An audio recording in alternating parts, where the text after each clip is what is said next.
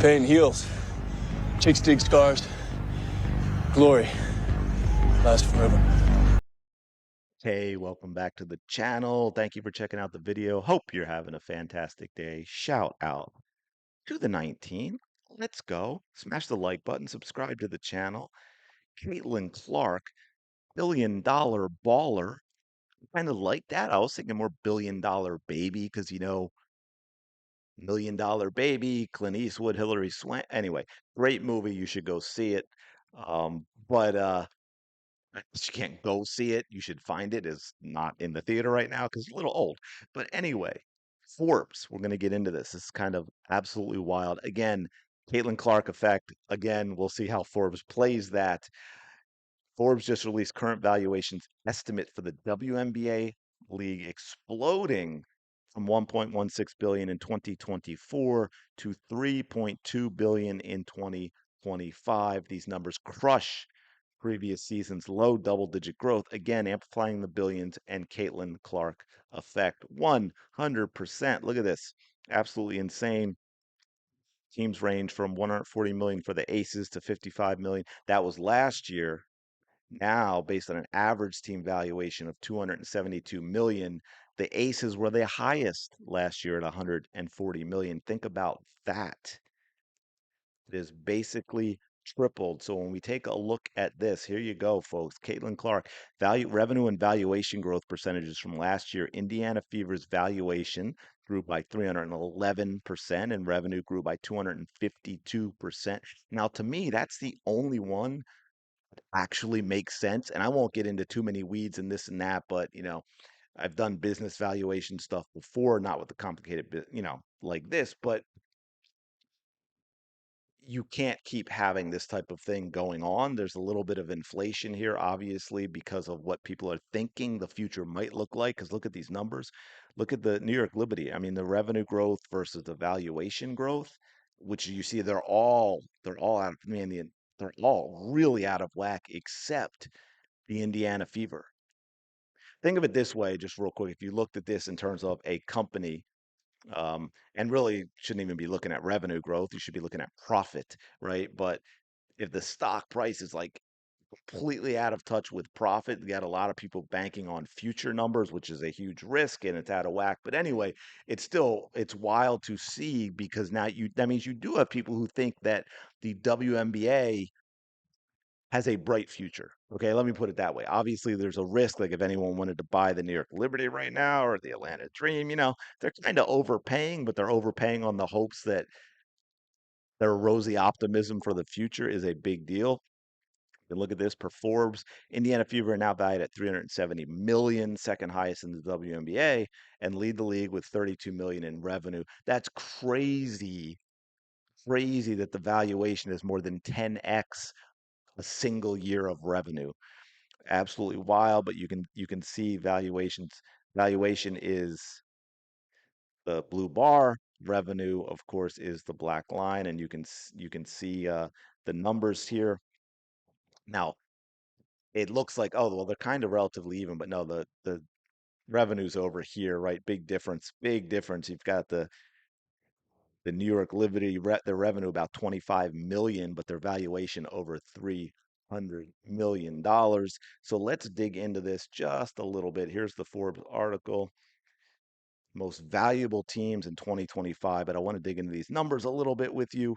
Over the last 2 years, WNBA's business has soared above the rim with league-wide attendance reaching 2.4 million. That's not a lot.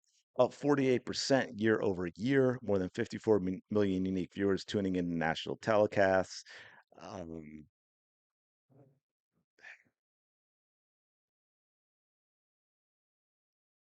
but okay, completely lost my train of thought. New York Liberty, as we know, recently sold a significant minority share, a percentage in the mid-teens, according to a person with knowledge of the deal that valued the team at $450 million. That is absolutely insane. Again, people banking on a rosy future for the WNBA because that is definitely overpaying. Sorry to burst that bubble, but this is what's really going to be interesting with the Connecticut Sun, who are currently on the market seeking either a new limited partner or a control sale. It's going to be very interesting to see what that goes for as well. Um, well, with demand from would-be owners for outstripping supply in a 13-team league, many WNBA insiders believe the cost to acquire Connecticut could approach Cleveland's ongoing bid for an expansion franchise, believed to be roughly $250 million. The Connecticut Sun are not worth $250 million. But again, that's what you have. You have a bunch of people who now, with the WNBA is hot, they want to get in on it, right? And so they're going to be overpaying to do so. But where I want to go down to, where is it? Where is it? Where is it? Yeah, here we go. Of course, right? Because those numbers are just breaking down all the valuations of the teams. Most obviously, there's the so-called Caitlin Clark effect. You catch that? So-called. The wave of interest surrounding the Indiana Fever superstar guard, who is currently sidelined by a muscle strain in her leg, but has sent attendance and ticket prices spiking wherever she has played. According to market agency Two Circles, the 23-year-old Clark was the most talked about female athlete from any sport on social media over the past year, and posts mentioning her had the highest engagement, a fact that is helping attract new sponsors to her stable as well as Indiana and broader leagues. So we had the WNBA teams generated 76 million in sponsorship revenue in 24. Now, here we go, folks. You ready for this? At the same time, the WNBA's upward trajectory extends well beyond Clark, starting with other young stars such as Chicago Sky forward Angel Reese, who will be out of the league soon, and Dallas Wings rookie Paige Beckers, who couldn't sell out in small Dallas, and her debut was like 600,000 on TV ratings. And of course, they have to lean into more Instagram, TikTok, and X followers than Clark's 4.4 million, with 11.2 and 6.6 million, respectively. So there you go again, folks. And this is what drives absolutely nuts. And what's really, for me, I think causes a potential huge problem with the WNBA going forward is if the league refuses to recognize the reality of what is happening. All of this is built on quicksand. All of this is built on a house of cards. All of this is a house of cards built on quicksand because TikTok and X followers and Instagram is not transferring to merchandise sales and ticket sales and TV ratings. And that is where the money comes from. The money's not coming from Angel Reese getting Instagram followers. Okay. We saw the absolute collapse of prices on the resale market for the game in Chicago for the Indiana Fever with Caitlin Clark not playing. Angel, and I specifically talk about that game because Angel Reese was playing in that game. Angel Reese is mentioned here as one of the stars who is leading the charge in all these valuations and what the WNBA has done. And yet, no one wants to see her. And then after the fact, even though the game was basically sold out long ago, so now they're using the attendance number of how many showed up, but it was not the expected sellout in record. So then the other day they came out with like, oh well, you know what? Yeah, we couldn't with those seats because conveniently there's construction going on at the United Center. So those seats we've closed off, so they weren't actually for sale as is what they say. But I thought it was I wanted to share these numbers because I thought it was wild that they are so big compared to what the teams are actually bringing in. I mean, think about it. The Fever led with 32 million in revenue, not profit. And you're going to value the franchise at what, 370 million or so. And then this just goes down to have the list, right? We've got the New York Livery. Think about revenue, 25 million, not profit, revenue, 25 million. So it would take 20 years for revenue, not profit. Yes, I said that a million times, to hit 500 million, to hit over the current valuation of the team.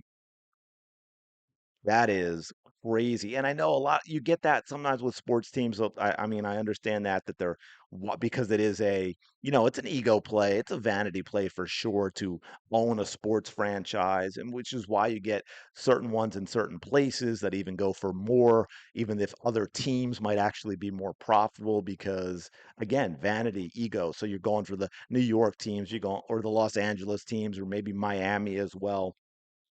and you get a team like I don't even know off the top of my head, but I'm sure Inter Miami is valued at an insane amount right now, right? Then you got a Fever, 370 million, and it would take what 12 years for revenue to equal that. And again, that's revenue, not profit. But those are the top two. And we go down and Seattle Storm, $330 million valuation, only 21 million in revenue in a single season, which by the way, players is why your salaries aren't that much.